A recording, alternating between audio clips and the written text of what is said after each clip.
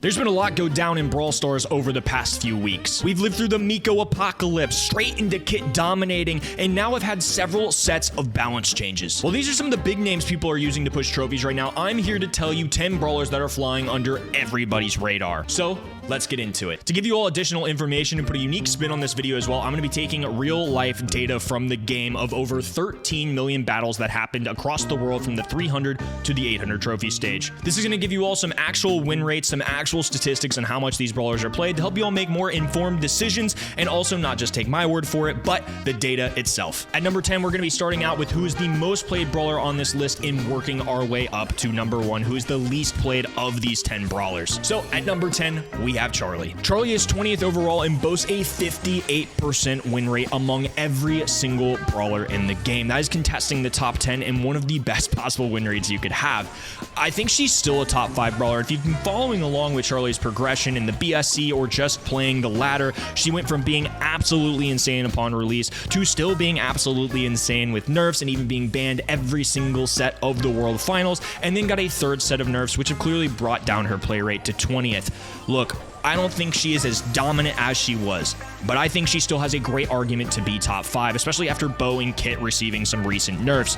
Lots of those nerfs to Charlie have still not affected her core values. She has free kills with her super. You can land a cocoon, which is essentially shutting down any hypercharges, which are super popular on the ladder, and it's kind of like that Cordelia's aspect that a lot of pro players love, right? You're able to remove brawlers from the game, give yourself free goals in situations, like with Sandy's gadget, for example. She is still such a great brawler overall, plays well in the tanks, which are super meta, and of course, shuts down the giant purple button. Play more Charlie if you want to win more trophies. At number 9, we have the brawler that I might be most excited to talk to you guys about. It is going to be Pearl. Surprisingly, she has the second highest win rate among all brawlers, and she's only 0.08% behind the first place brawler. 61%. That is insane. That is a super high rate for competitive, for ladder. I don't care where it is. If you just play Pearl, you have way more likelihood of winning than you do losing. But she's only the 30th most played. Now look, I know for a lot of you guys, it might be the fun factor, right? She hasn't always been everybody's favorite. She has a shot that resembles Pam, but I think this brawler has a really great argument to be top 10. I've been on this take for a little bit now that she's better than people are giving credit for. Not necessarily top 10, but I'm coming around to it now that she's gotten that movement speed buff that she got a few days ago. She's faster. She has some offensive capability. She's got high amounts of HP, and if you play her right, that passive-aggressive play style of not just W-king the whole time, but charging up your shot a little bit and letting it cook, if you're cognizant of that, you're going to win a lot more fights than you think you would. I think she has a great argument to be in that top 10. I remember talking about it in ESL matchups in Europe with people like Arc. This is a slept-on brawler. This is somebody that's clearly not being played enough, and the win rate reflects that. So if you want more trophies, play Pearl.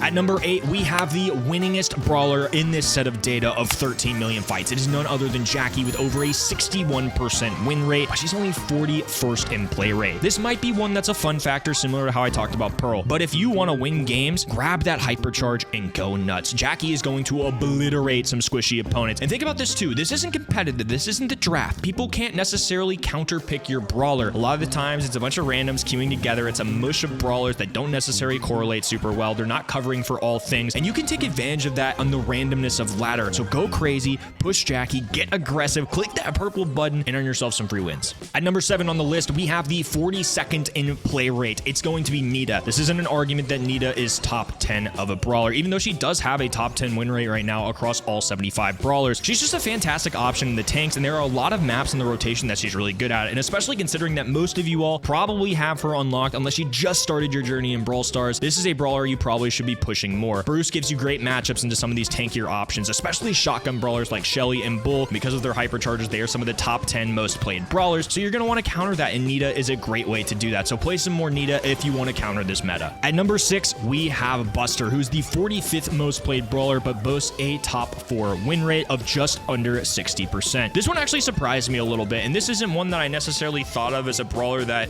isn't being played enough, but when I see data like this, clearly there's getting some big wins, and again, it might just be that ladder state of randomness where you don't know what your opponents are going to play, your opponents don't know who you are, and you can get some really good matchups with Buster. He's still a tank at the end of the day. This is a very aggressive meta, and he has some really good stuff going for him. A super that reflects projectiles and can change the momentum of a fight just by pushing back your enemies, which is really important for positioning, for kills, for grabbing goals, and not to mention his gadget with that pull that he gets can grab you you goals, can get you nice kills, can get a cluster of squishy brawlers, bring them your way, easy lineups and shots. This isn't one that I'm saying is a top 5 brawler in the game. I'm just saying if you're looking for brawlers that push 45th in play rate with the top 4 win rate, it's not clicking in my mind. So there's an outlier here that we should be playing more as a community. So if you need some trophies, maybe consider Buster. At number 5, we have legendary brawler Amber, who's the 48th most played brawler and has a top 20 win rate at 56%. She recently got a damage buff, which I don't think's been talked about a lot, especially considering some of the drama that's revolved around brawlers like Kit, like Bo. This hasn't been a main focus, but I do think she's in that mix for the top 15 to 20 brawlers for most people. She's easy to approach, easy to use. Her shot aims for you to a degree, and it's a very forgiving brawler. There are definitely maps in the rotation between Hot Zone, between Gym Grab, where she can do really well. You can see in this video that I'm basically just using my gadgets, cycling in my super intelligently, and just really taking control of the entire map, and it's really threatening into other opponents, especially randoms that aren't necessarily top tier players all the time. This is going to scare them off. This is going to gain you control. I just think Amber makes a lot of sense to be a brawler that more people should use, and again, it might be a fun thing. It might be because she's a legendary brawler, less people have her, but if you have her, push Amber. She's definitely going to get you some trophies. At number 4, we have what I think might be the most shocking brawler on this list. It is going to be Sandy, who comes in at the 49th most played brawler, but has a top 10 in win percentage at 58. This one's a little surprising to me too, and again, might be because of the rarity, but this brawler has a strong argument to be a top 10 brawler. It's very approachable to play. I think it's going to be good on a lot of PL maps and a lot of ladder maps as well. Brawl Ball and Gym Grab, Sandy is going to thrive, especially considering that you can give your team invisibility, and with root stance, you can do chip damage on the other team, and sometimes invisibility is nice, but on really bushy maps, Sandy reveals the entire enemy team. So think of a map like Double Swoosh, Hard Rock Mine, great use there. Sandy is going to give you 4 stuns a game as well with that gadget gear combo, which I can't say it enough. Stunning mechanic is one of the biggest in Brawl Stars. If a brawler has that, they are likely to be really good. Think of Cordelius with dragging opponents into the Shadow Realm, the Cocoon with Charlie. Those are 2 reasons why they have been so good, and the same principles apply to Sandy, and the range isn't quite as long. I get that, but if you're a good Sandy, especially with a speed gear on these bushy maps, you can be an absolute menace. Free goals with the stuns, stopping opponents from getting goals, disrupting gym countdowns. There's so much that Sandy can bring to the table, especially when paired with other brawlers. I think Sandy has a very, very good argument to be a top 10 brawler in the game, and seeing that he's 49th in play rate, there are more players out there that need to be pushing Sandy, so if you're one of them, get on it. At numbers 2 and 3, we have Eve, who comes in at 2nd at 69th overall in terms of play rate, and at 57th and 3rd place on this list, we have Mr. P. I'm combining both of them because I think the same concept applies to both of them. These are brawlers that actually both cracked the top 10 in win rate at just over 58%. That is really good. It's not because they're top 10 brawlers, but it's because people have figured out how to use them properly. So if you're somebody that's been struggling to push Mr. P or Eve, here's how you're going to want to do it. There are 3 brawlers, for example, that are really popular right now on these long range maps. Think Shooting Star, think Safe Zone, think Out in the Open. Some of these maps in the meta right now, and even in some Power League matches, you're going to be able to use Eve and Mr. P as direct counters into these really popular single shot brawlers. Colette has a hypercharge. Her play rate is through the roof right now. Piper, a really solid brawler in the meta right now, and also somebody who has played a ton. Nani. These are the kinds of brawlers that they counter directly. Single shot brawlers get overwhelmed by the spawners. If you use Eve's 3 to 4 hatchlings, they're going to struggle to take those down. They have a lot of HP. They're going to have to use all of their ammo to take it out, and it's going to give you some serious positioning and some serious kills into these brawlers. You can see on this too, in Safe Zone, I'm just overwhelming my opponent with this indestructible wall, spawning all these hatchlings. It is a great combination, especially with Eve, for example, who can travel over water. There are a lot of maps where Eve is a really sneaky 5th or 6th pick in PL, or just somebody to bring out to counter the meta in ladder. Don't forget about these brawlers, and if there's somebody you've been struggling with, that's how you're going to want to use them. Our final brawler and number 1 on this list is the least played brawler in the game right now. Does it shock you? It's Meg.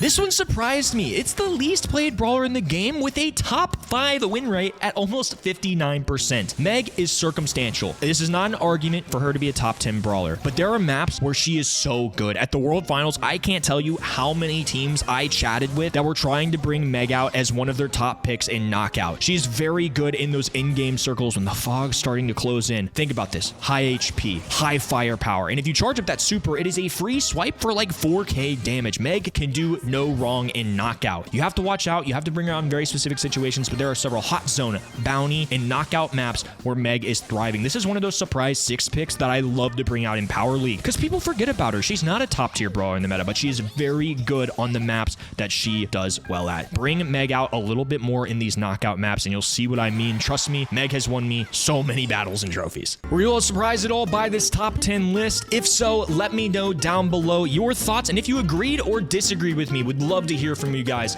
In addition to, if you made it this far in the video, please consider liking and subscribing. It helps the channel a ton and takes next to no time at all. With that said, we'll see you all in the next one.